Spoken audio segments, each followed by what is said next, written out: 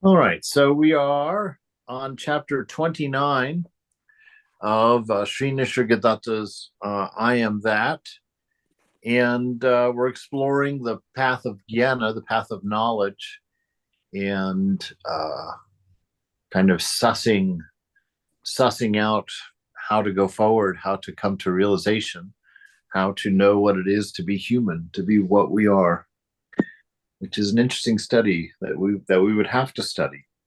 Is the interesting part that because the sum total of religion is be what you are. That's all. Be what you are. And the perfect we say that realization is the goal of life in that sense, but it's also life itself. I mean, the goal and the end are the same, really, in that aspect. This moment is all there has ever been. We inhabit it, or at least observe it. And from that observation, we make many mistakes, many wrong assumptions, and we come up with an idea that is of what we are based on what's reflected back to us, not so much based on what we are, but what we're thinking about what we are. And therein lies the struggle to sort out what am I because I think I am, and what am I when I am. And our effort is to learn to see ourselves from the inside out. And when you try and describe yourself from the inside out, you find that you don't have any attributes from the outside, from the inside out. You don't really know how to describe yourself, and the more you think about it, the more mysterious you become. So it's since Sree Nisargadatta, the author of our book, uh, says that that's the major difference between a deluded person and a free person, is that a free person describes himself from the inside out. He starts with the I that has no attribute attached to it, the I am, and holds his or her identity at that point, not to collect anything beyond the I am, and to stay aware of that I am. And the sages that have done that have been able to stay in that state, say that that's realization. That if you're able to keep your mind or free and keep yourself centered on being, then you begin to manifest what you are. You don't have to know through a collection of adjectives what you are. You have to know what you are by being. And you begin to unfold an undescribable and an unlimited positivity, just in your sense of knowing your nature to be love. You act out of that love. You are enveloped in the experience of that love that exists for its own sake, and it colors everything about you. You cannot do anything without seeing the love in it and for the sake of love. So living life's only purpose is where we are. And he's talking about yoga, about the effort on the path, the spiritual practice on the path. And he's trying to tell us that there is no failure in it, which is a beautiful thing. There is no failure. He says nobody ever fails in yoga. It is all a matter of the rate of progress. So you can either go faster or slower based on what you're doing. You know, if you get interested in the world and you form attachments, what happens is you sort of just kind of get off in a little eddy on the side, and you kind of spin around in that attachment until you break free of it, until you get over it and kind of find your way back out into the stream, and you keep going. At the center of the stream, you've got earnestness, sincerity, love, and truth flowing in full force. And so, if you orient your mind toward those things, toward earnestness, sincerity, truth, and love, then you catch the sail. You catch the winds of grace quite a bit easier, and it takes your boat more quickly in that direction, carried by the winds of grace, not necessarily at how hard you're steering the rudder. So nobody ever fails in yoga, right? So keep that in mind. It's impossible for you to be a failure. It's all a matter of the rate of progress. It is slow in the beginning and it's rapid in the end. Right? So I tell people the beginning of spiritual life is 99% of spiritual life. It's like the end is like 1%. And it happens quickly and even instantaneously in the end. Well, I mean, isn't that the same as life itself? There's no one's a failure in life. That is true. It's a matter of perspective. Yeah, it's a matter of seeing. Um, a lot of us practice avidya or going into dark places, find ourselves attracted to those, and it's not a failed life, but it could be a squandered life. If you spend your time just the way I saw myself in the world was just being this parasite who ate enjoyment off the planet. I was just kind of always looking at what to attach to for my enjoyments next, and living like that in total freedom for 10 years, 8 years. By grace, I woke up one day. I was just, what kind of life is this? What kind of person am I? Living a life like this. What can this experience really be about? It just didn't seem. And that's why I know, and I think all of us know, that our nature is self-correcting, which is why there is no failure. The fact that Satchitananda is what you are, and everything that goes through that cloth is going to manifest in that direction. So those things that aren't in alignment with that eventually are going to get combed out.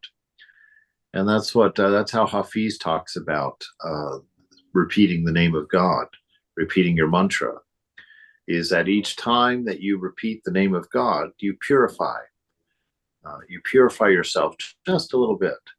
And so then the more pure that you are, the more that nature that's within you comes straight through, unfiltered, unnozzled, flows out equally, equanimously.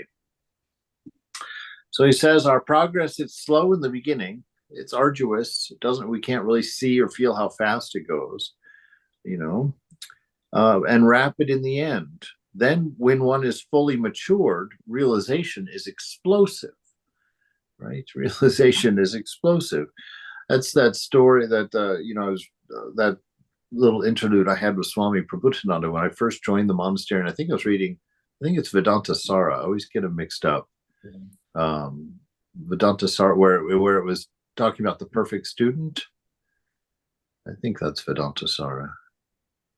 Anyway, it's one of two books, but where he talks about the perfect student, and he says, you should know the Vedas, and you should be self-controlled, and you should be, quiet inside, and all of these qualities of a perfect student. And I went to Swami Prabhupada at lunch. I was like, I'm not even a student. I mean, according to these requirements, I'm not. I mean, I'm so far from every single one of those requirements of how to be a perfect student. Why should I even stay here? And I really meant it. I was like, this is so far above my head. What am I even doing here? And he said, see, they are talking about ideals. He said, see, if you are a perfect student, then all of the teacher needs to do is lean over your shoulder and whisper in your ear, thou art that.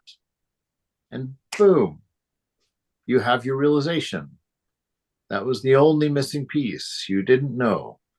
And so to be a perfect student, to be an ideal student, is to be one who needs only that final instruction, your teacher whispering in your ear, thou art that. Right? And so that's why he says, when one is fully matured, when one approaches being this perfect student, realization is explosive, it's spontaneous, it's in the moment. Certainly you must have had that experience. I used to have that experience in physics class quite a bit.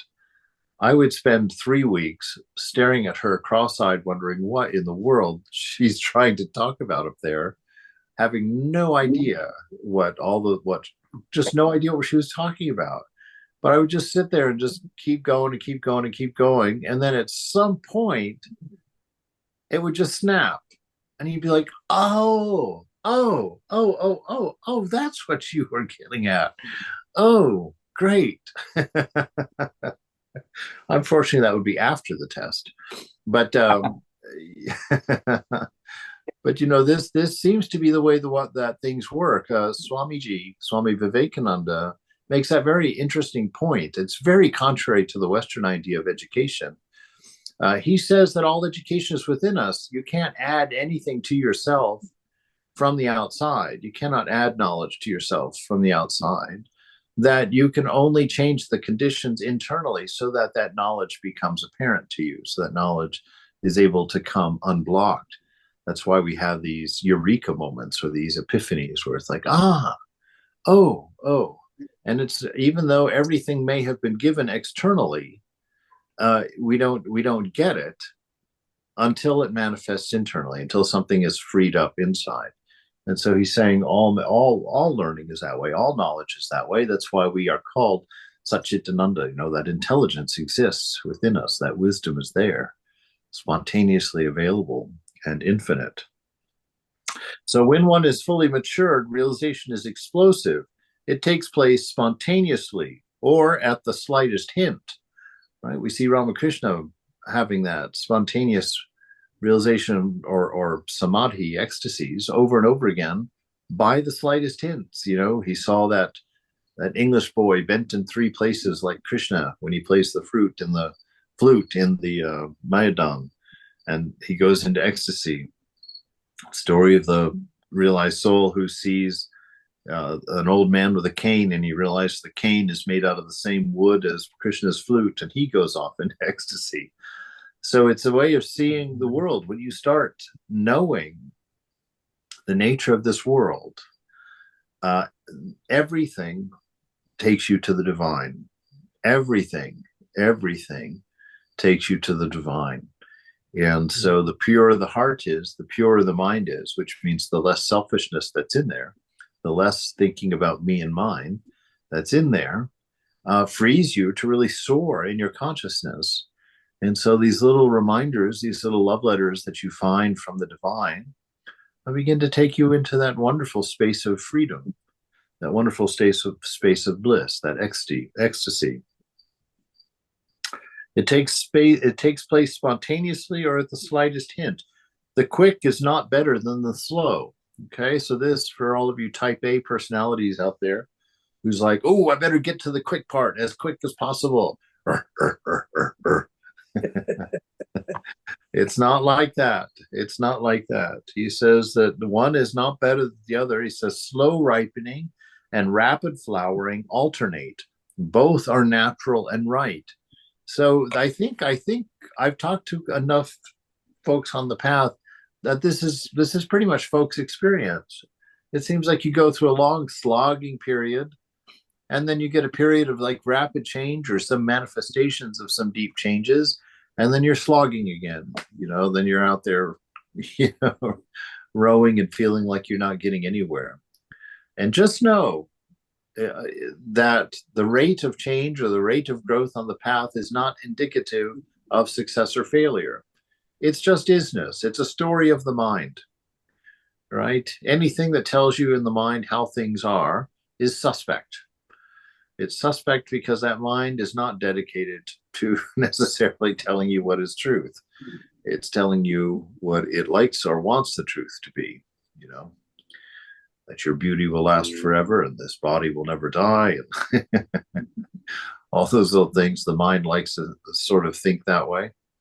But we salt and pepper it with the truth, and eventually it comes around and takes us in the right direction.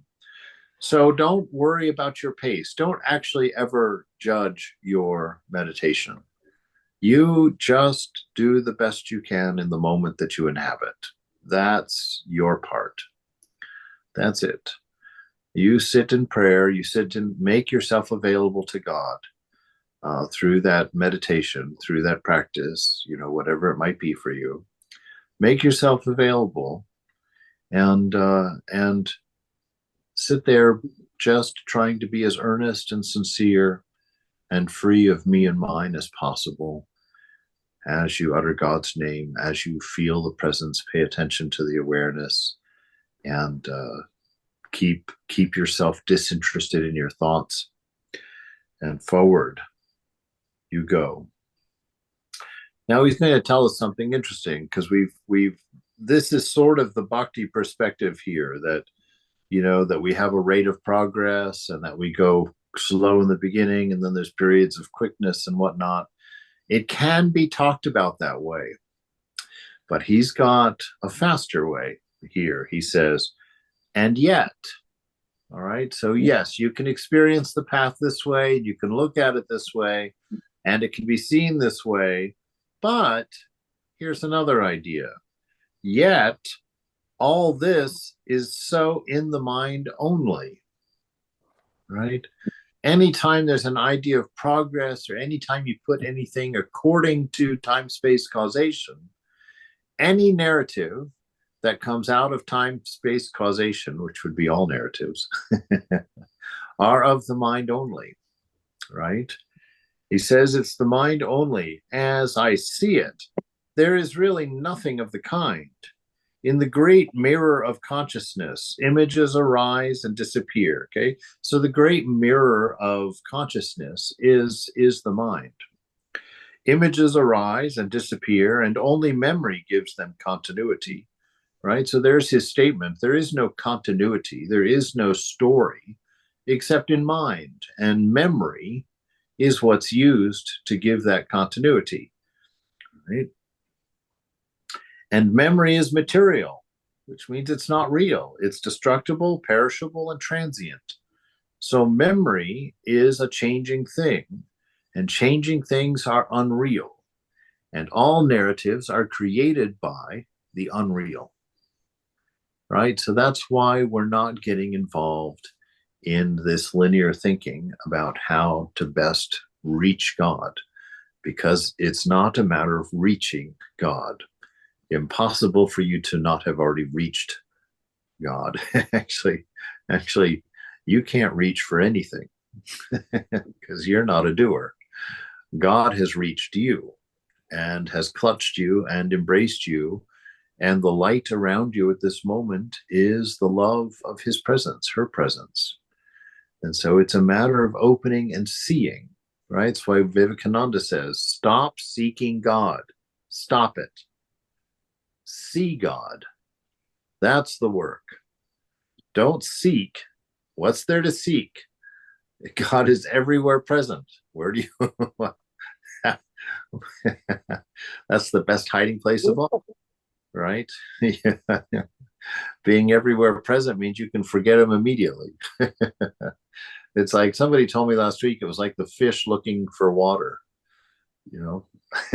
He's surrounded by it, can't see it, go looking for it. Where's the water? Where's the water? And it's like that. We go looking for God. It's an absurdity. Your very existence is God. Satchitananda, the love that you feel and express, is God. The beauty that you see everywhere is God. Your intelligence, you're growing, your ability to change, your hope of transcendence, all of those are gifts given in the moment to you by the beloved.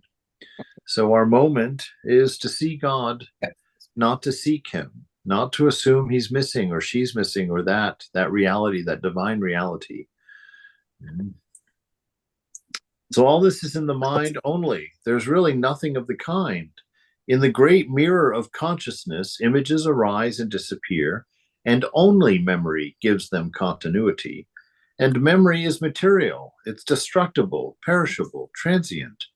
On such flimsy foundations, we build a sense of personal existence. That's this sense of personal existence, this flimsy thing that we built, is our ego. We've collected memories, we've collected limitations and restrictions that we favor, and that's how we create an identity.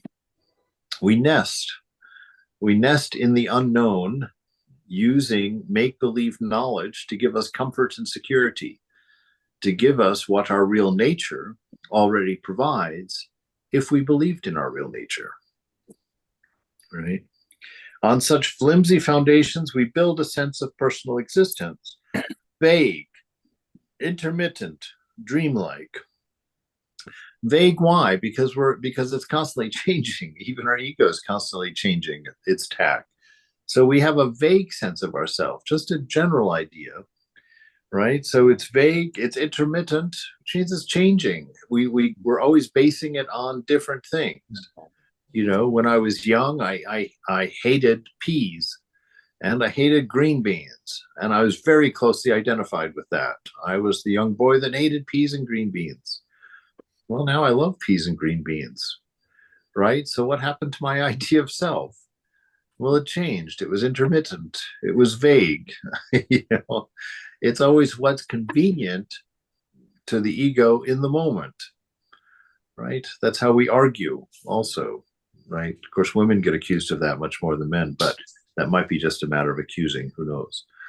But this notion, this idea of arguments, and we just keep changing the subject, you know, bringing in whatever material is helpful to our cause or to our self-image more than whatever is true, right?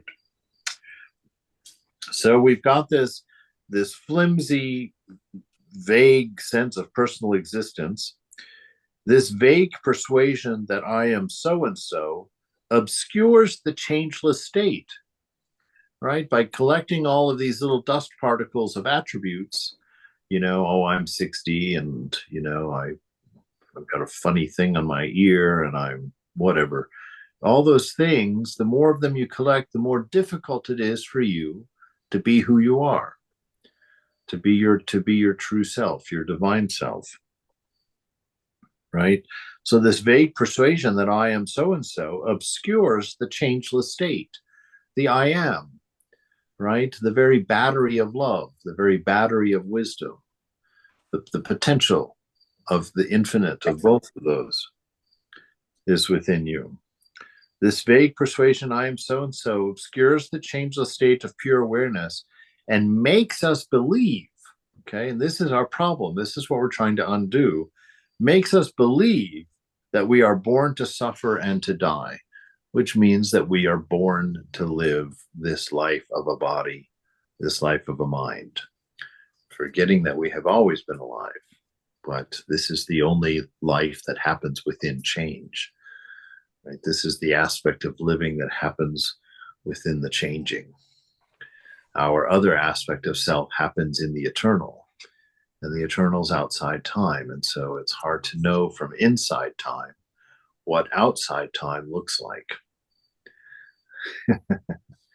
So that's why it's difficult. So the questioner says, well, just as a child cannot help growing, so does a man compelled by nature make progress. Why exert oneself? Where is the need of yoga, right? If nobody fails, if we are already what we are, if there's no goal, then why are we in this kerfluffle? Why are we trying to change something?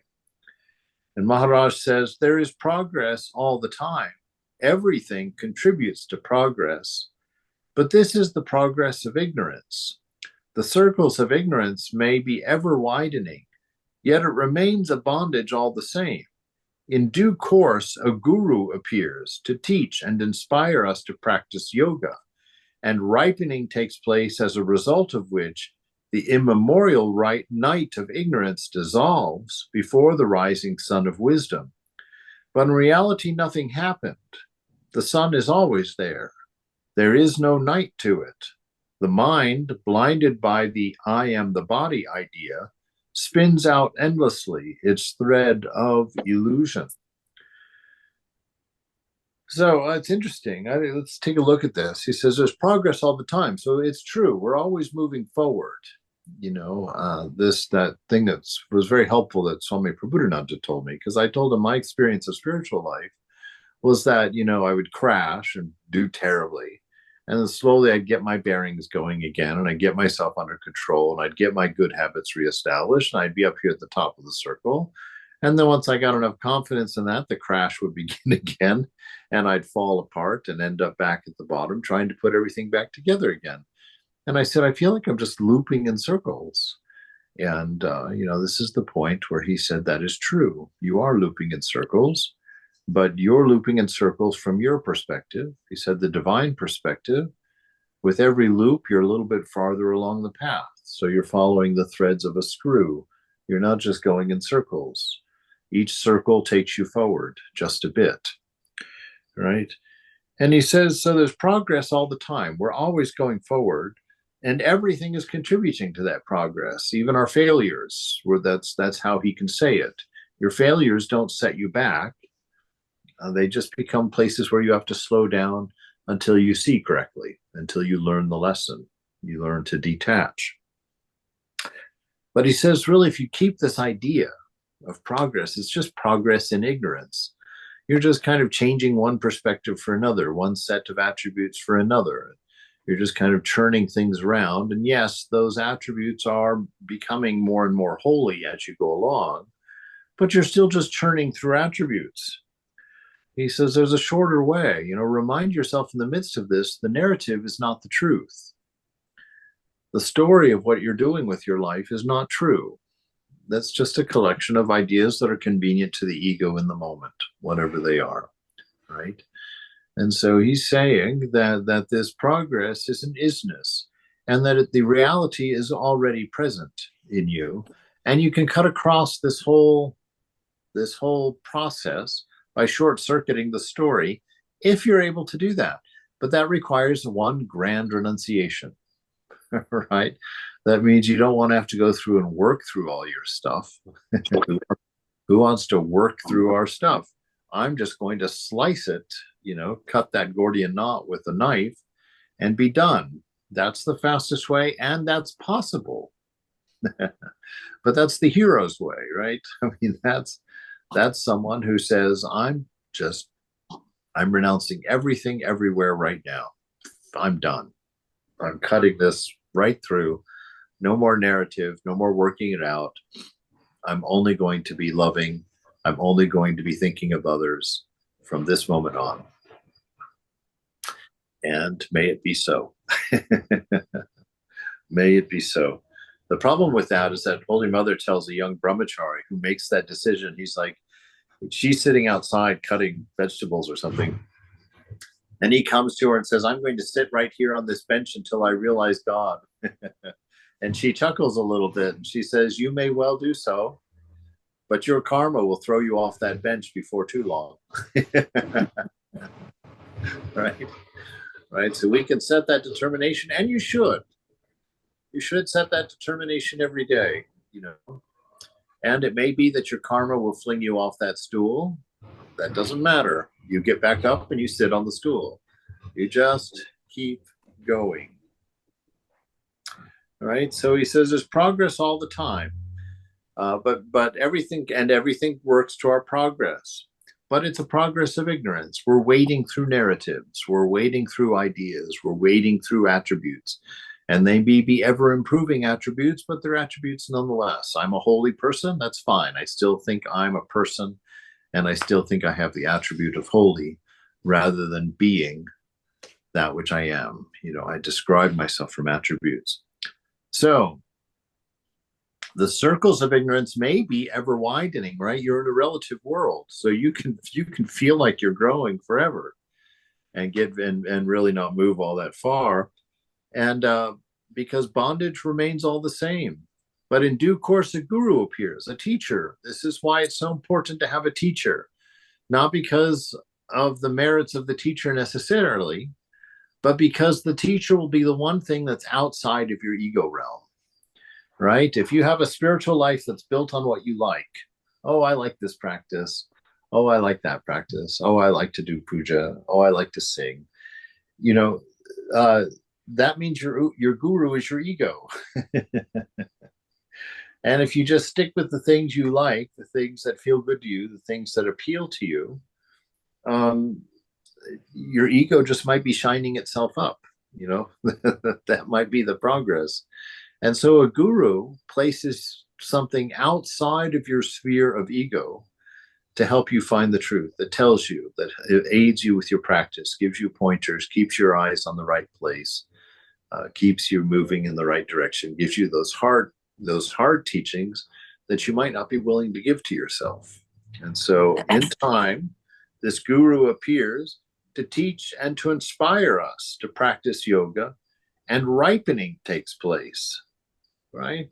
Ripening takes place, as a result of which the immemorial light night of ignorance dissolves before the rising sun of wisdom. But in reality, nothing happened, right? He keeps bringing us back to this because, yes, there's a narrative. Yes, there is a narrative, but the narrative's not necessary, and the narrative's not the important thing. The important thing is that it already exists within you, and do whatever is necessary to see that, to realize that, to allow that to manifest. And as much as you need a narrative to do that, fine, use the narrative. But always remember that it wasn't necessary, right? Always keep that in the back of your mind. I'm not earning this. This is already mine. I'm just trying to see this. I'm trying to open to this. I'm trying to understand the existence of this. I'm trying to allow my awareness to become aware of this, right? And of course, that's narrative also. So there we go. But always, always remember, that this is yours already. That way you don't get frustrated you can't say that God abandoned you. Oh, God doesn't love me. It will prevent you from saying all of that nonsense and getting caught in a black mood because you think you can't find God. When you remember, wait a minute, I'm not looking for God. I'm trying to see God. So God is here. So perfect love is here. So you see how that changes your perspective a bit. You may not experience this moment as pure love, but to know that pure love is in this moment will change your experience of it in a way that will lead you toward knowing this moment is of the nature of love, right? So you just keep remembering this is already here. All the tools are already present. Everything I need to know is already available. It's a matter of surrender. It's a matter of renunciation. Perhaps just knowing it's here is enough. Perhaps because faith is the root of it all, right? So if you can have that faith that it's here, perhaps then you will see that it's here. So this is the way Mother plays. This is the way Mother plays. There's always the possibility of magic, but there's always a story to explain it as well. And the choice is yours.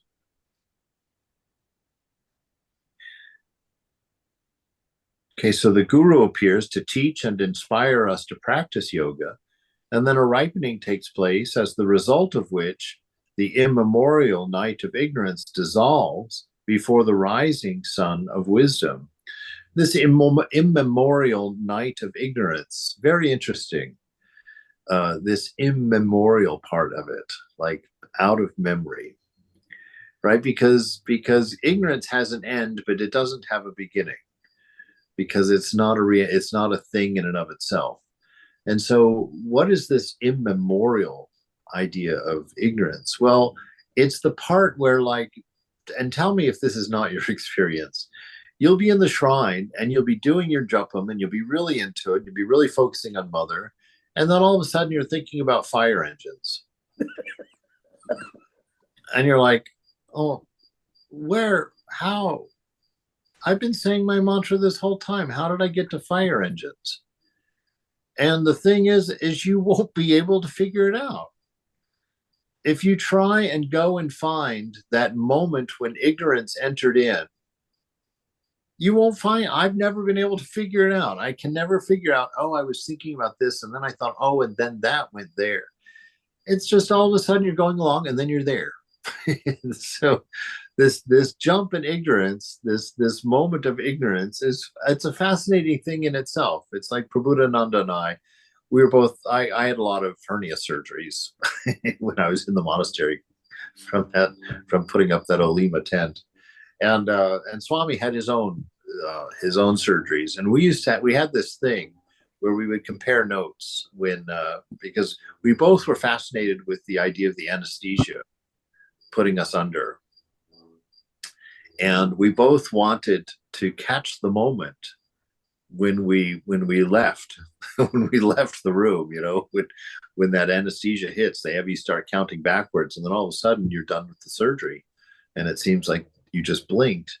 And so Swami and I had this game where we would talk about our methods. We tried our own methods each time to stay aware so that we could watch the unconsciousness happen. That was our goal. And neither one of us, we used to laugh because it's amazing how it happens. You can't be aware of losing awareness. Yes, I tried it when I'm going to sleep. I want to have conscious sleep, but I don't manage. Yeah. I can't do it. Yeah. And I don't sleep. Yeah. So it's this very, very mysterious losing awareness is an immemorial event. So I think that's why he uses that word, the immemorial night of ignorance. You'll never be able to know how it started. You'll never figure it out. You'll come up with narratives, plenty, but you won't be able to figure out exactly when did I become ignorant? When did I forget that I was that? So this immemorial night of ignorance dissolves before the rising sun of wisdom. But in reality, nothing happened, right? Just like a dream. In reality, nothing happened. The sun is always there. Your divine nature, always present. Your immortality, always a fact. Your infinity, always a reality. It's simply your awareness of it that is lacking, your non-acceptance of it. Okay. So the sun is always there. There is no night to it. The mind is blinded by the I am the body idea, and it spins out endlessly its thread of illusion, right? So that's the fundamental thing. I'm the body. I'm the body, I'm the mind. That's the fundamental ignorance. We think that what the body needs is what we need, and we talk about it that way. I'm sick. I need a doctor. I want some medicine. Oh, that's making me feel better, right? So that's all attachment. Anytime we use those kinds of words, mine, me, that's attachment. That's how we can see our attachments and become aware of them. And it spins out endlessly. The desires of your mind become the point of your life. I want to be famous. I want to be the best. I want to be the biggest computer company. I want to make the most money. All of these things, these threads of illusion, they just keep multiplying.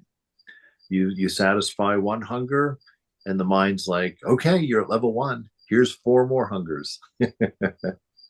Keep going. Okay, you're at level 6,392. Here's 4,603 more quests for you to go on, so you can get to the next level. So the questioner says, but it's all part of a natural process. Where is the effort needed? And he says, even effort is a part of it, right? Even effort, when ignorance becomes obstinate and hard, and the character gets perverted, effort and the pain of it become inevitable.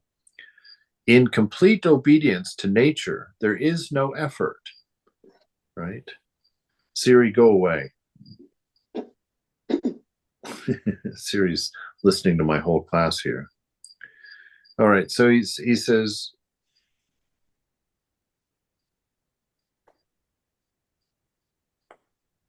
sorry.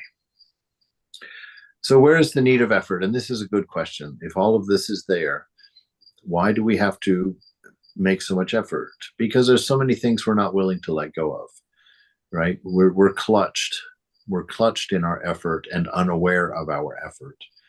And so we have to make an effort to undo our effort. That's where effort is. So he says, if it's all a part of a natural process, where's the need of effort? And he says, well, even effort is a part of it. right? You can't not make an effort. That's why Ramakrishna said in our last class, you can't not work in this world. You have to work. There's everything that you do is work, whether it's breathing, whether it's getting out of bed in the morning. You're going to have to work in this world. It's a matter of how you work, right? That's going to make a difference. So effort is just a part of it. There's no choice about effort. You're going to make an effort.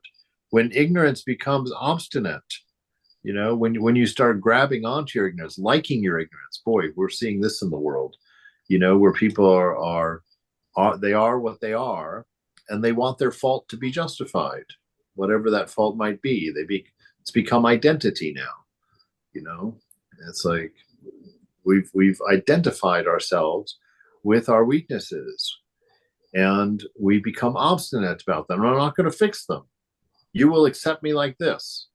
I'm not going to fix my problem. So when ignorance becomes obstinate, when we become identified with it, start defending it, become defensive around it, and hard, and the character gets perverted, right? We get caught up in that identity. Effort and the pain of it become inevitable. You're going to hurt. You're going to hurt. And your life is going to be filled with that pain. And if you continue to be obstinate, that pain gets worse. That suffering gets worse. And why? Because the universe is mean? Quite the opposite. The universe is trying to get you to back out of a wrong identity, of something that is going to limit your love, limit your expression, your divine expression. In complete obedience to nature, there is no effort. What does that mean? That means you're Satchitananda. That's your nature. Pure love, pure wisdom, pure being. If you check everything you do and everything you want by that three-point checklist, you're going to live effortlessly. Make sure that what you're doing is being inspired by love. Make sure that the correction that you're giving to this person is inspired by love. Make sure that how you're painting your room is inspired by love. Make sure how you're driving your car is inspired by love. Make sure that wisdom is a part of all of your processes. Sitting there thinking, discerning, is this wise? What are the ramifications of this action? What is the karma tied up in this desire? Should it be fulfilled? Should I renounce it? If you live according to your nature, no effort is necessary.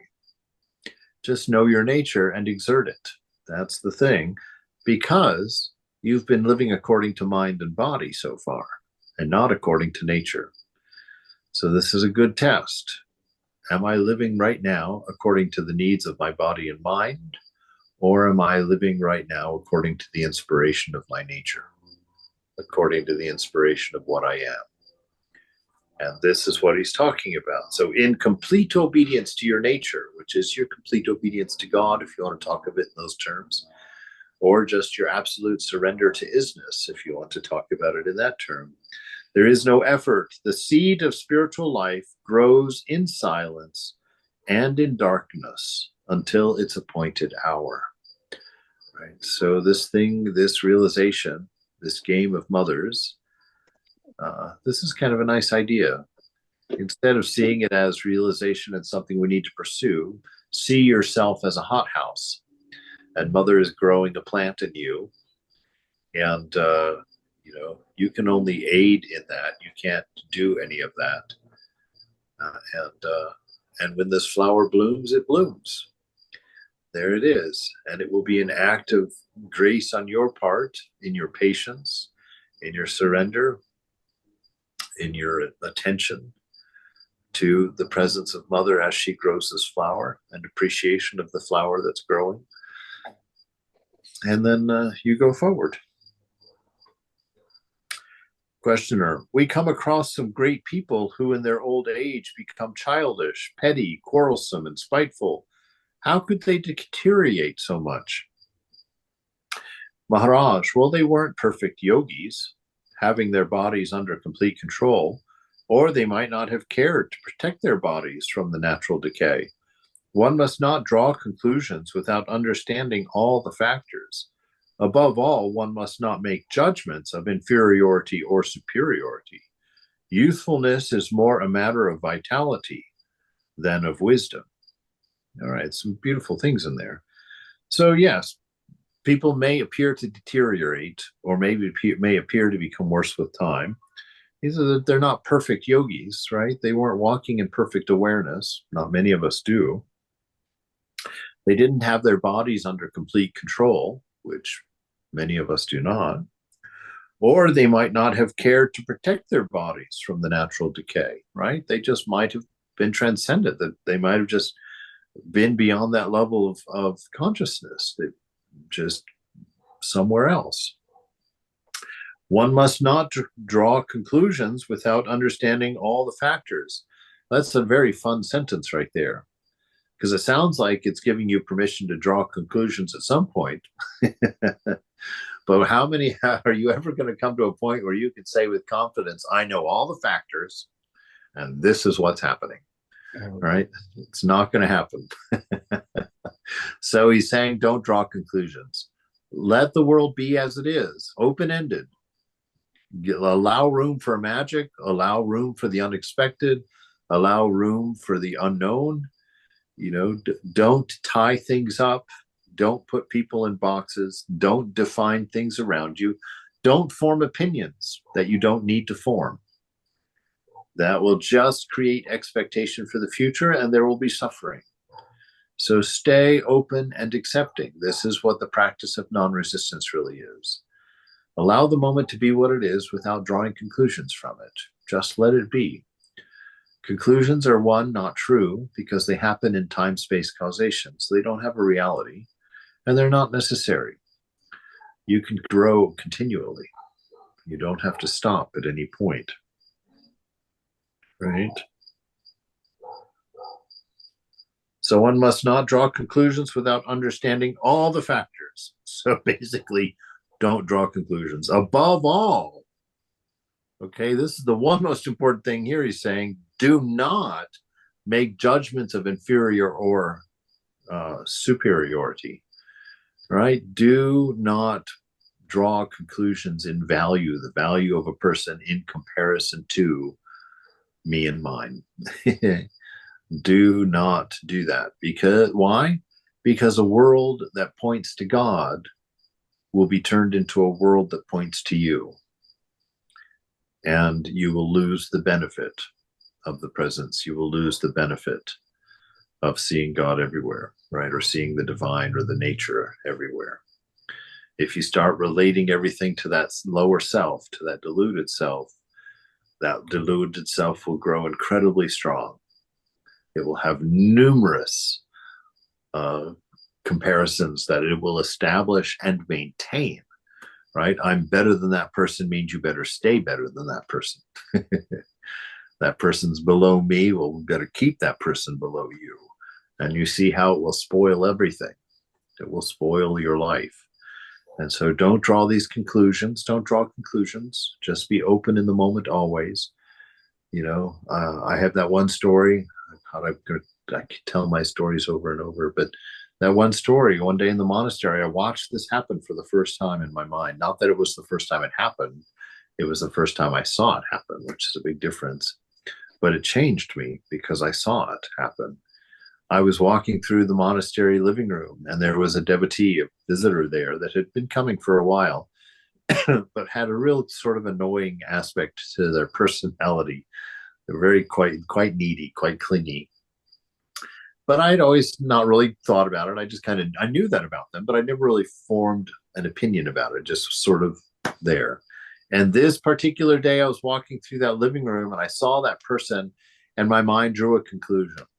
Oh, I don't like that person. Right? And then I kept walking and I got through the door into the monastery area and I stopped. I was like, did you see that? Did you see what you just did, mind? I said, that is not acceptable, because now, moments ago, before you drew that conclusion, that person was always allowed to be what they were in your presence. and you didn't require anything of them. That's the way it should always be. But now you've put that person in a hole, and every time you see them, they're going to have to dig themselves out of that hole in order for you to hear them. Don't draw conclusions, right? Always allow people to be what they are and just understand that's the way they are. You don't have to make any judgments. You don't make any determinations. Just be open to the way they are and know the way they are. You don't have to be affected, and you don't have to react accordingly, because that's how narrative starts. That's how bondage happens. God, it's like God gave everything and everyone intelligence. Yes. Whether you like it or not. Yes.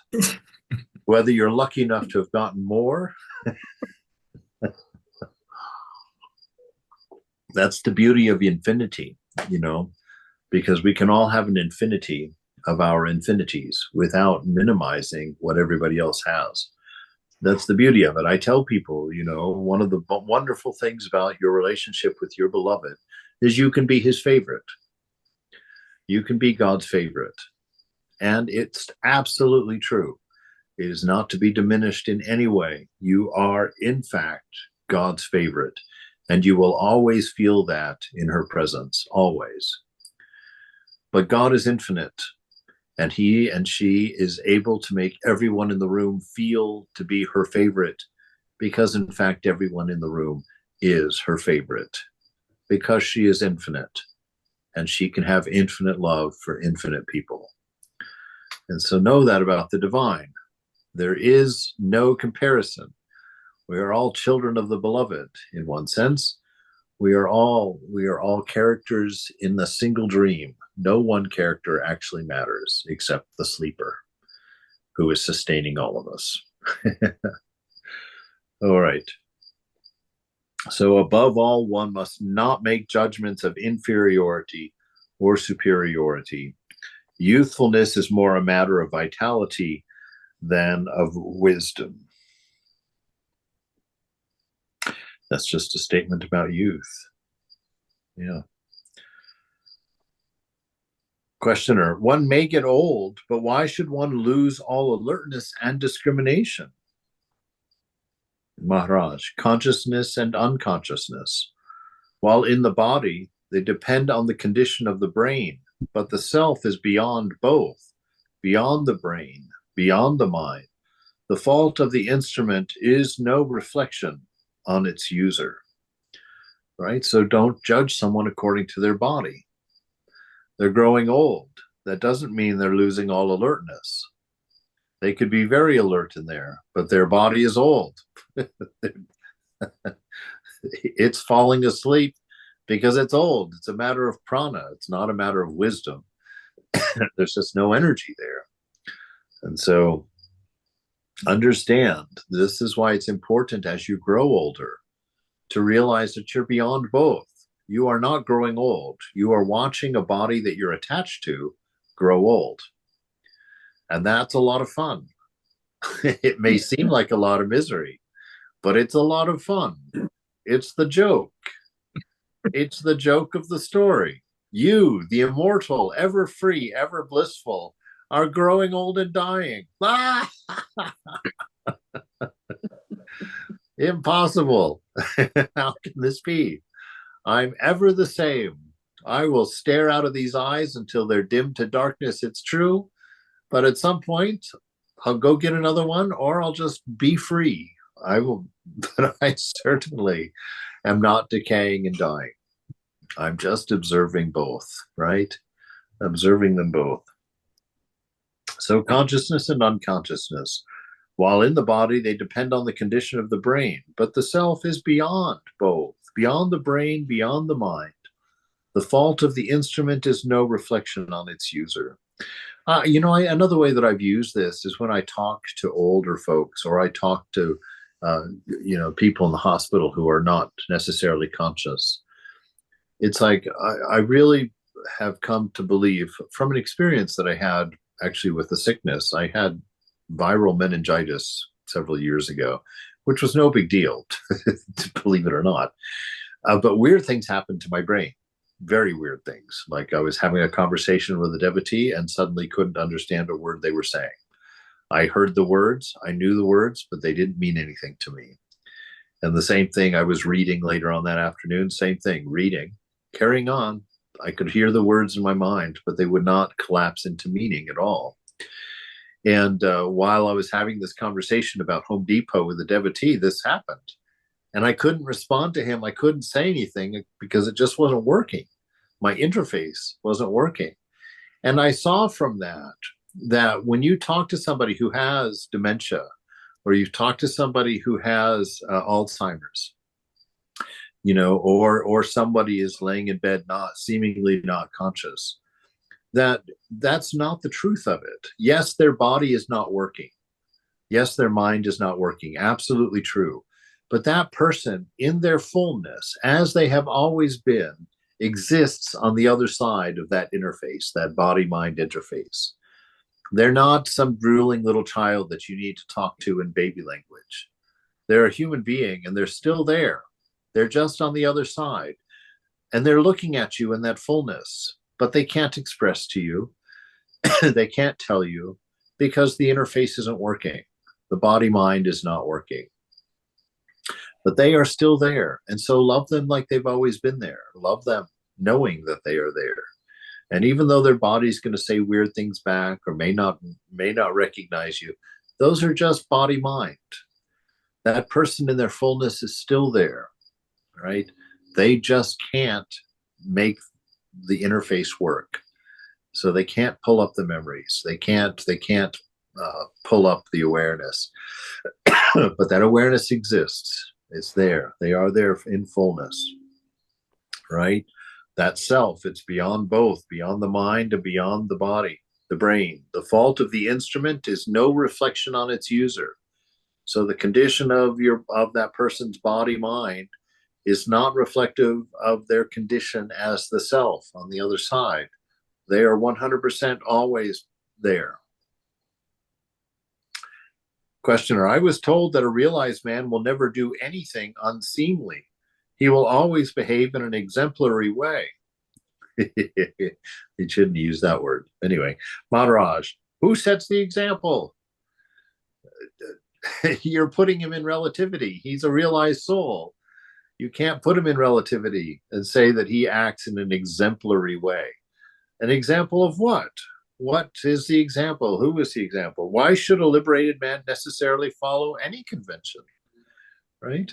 He knows his freedom. He knows it's a dream. He could go around poking everyone in the nose and be perfectly justified because he knows you all are dreams. You all are not real. The moment he becomes predictable, he cannot be free. He's not in the chains. He's not within the chains of relativity. He cannot be free. His freedom lies in his being free to fulfill the need of the moment, to obey the necessity of the situation. Freedom to do what one likes is really bondage, while being free to do what one must, what is right, is real freedom. Because what is must and what is right is determined by nature. And there are infinite expressions of that nature. Right? It's when we fall into particular that we fall into bondage. In that sense. All right. It's 10 o'clock. That's